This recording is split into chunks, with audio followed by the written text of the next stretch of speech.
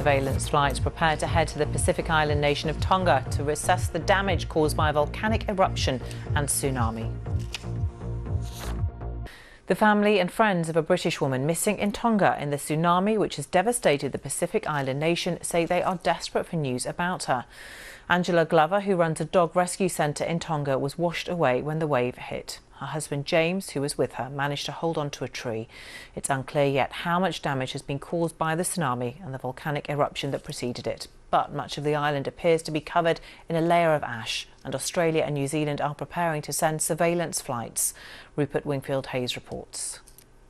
From high up in space, weather satellites caught the moment the huge underwater volcano let loose, sending a cloud of ash and rock 20 kilometres high and at least 500 kilometres wide. That's an ash cloud that could stretch from London to Edinburgh. Somewhere beneath it is the tiny island kingdom of Tonga. The first thing to hit the island was the shockwave.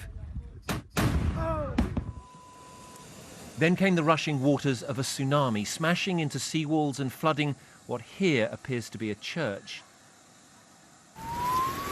Next, day turned to night as the ash began to fall.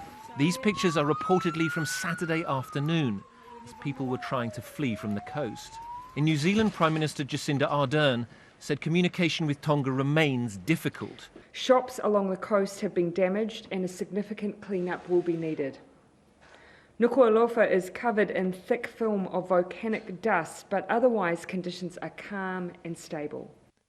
The HungaTonga-HungaHaʻapaivolcano has been active since mid-December, but Saturday's huge eruption took experts by surprise.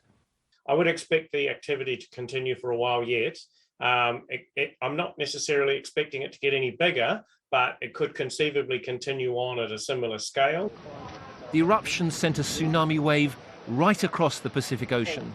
In New Zealand, the tsunami caused serious damage, smashing boats against each other and causing some to sink.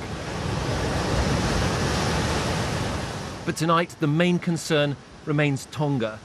Until the ash cloud clears and New Zealand and Australia can begin sending military flights, it remains very unclear how bad the situation on the island really is. Rupert Wingfield-Hayes, BBC News, in Tokyo.